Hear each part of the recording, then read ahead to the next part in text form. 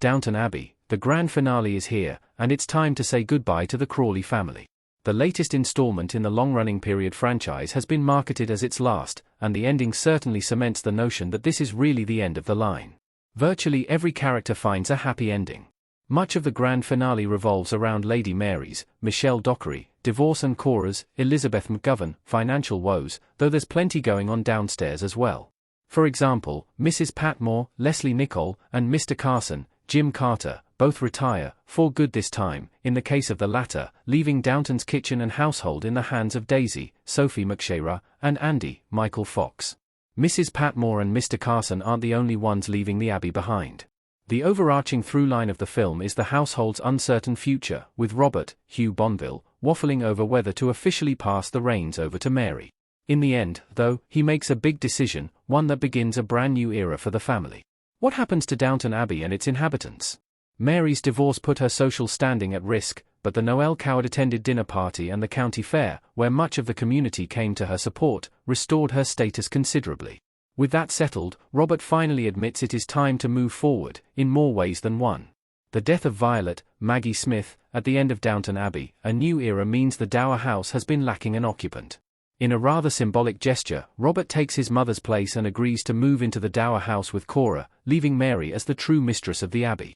This is something the franchise has been gearing up to for some time, particularly through the previous movies.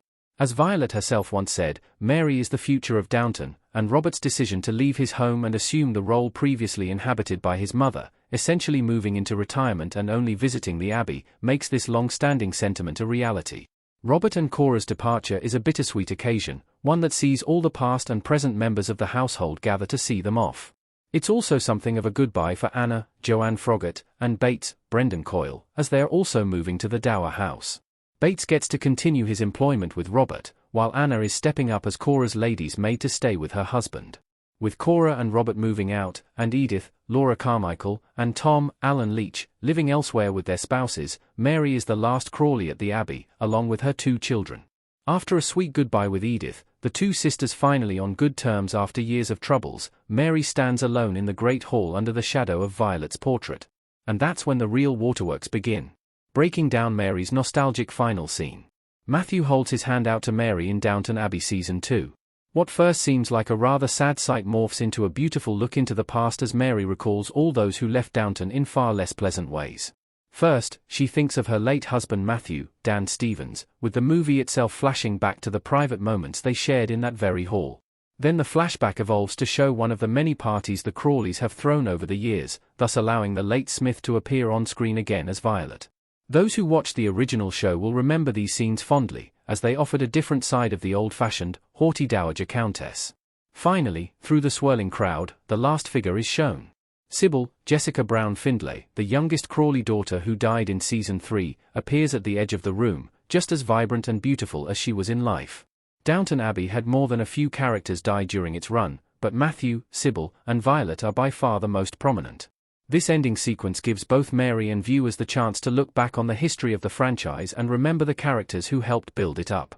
It's an especially poignant moment due to Smith's passing in late 2024. The grand finale ends with a tribute to her specifically.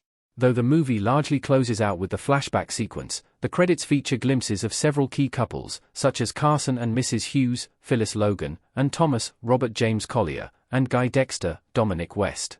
It concludes with Mary curled up with her children, highlighting both the peace everyone has found and the notion that their lives will continue on, even if we aren't there to witness it.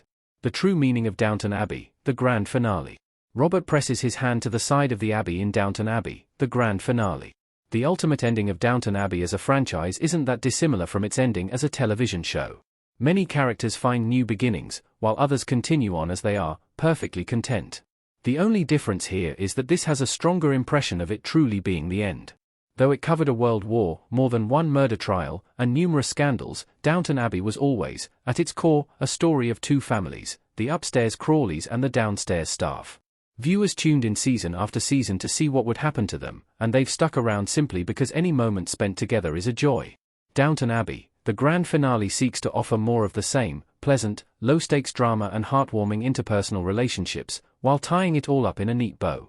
By ending the franchise in this way, with the estate now firmly in Mary's hands and several members of the staff moving to new positions, or retirement, the film reaffirms this is a universe that lives on.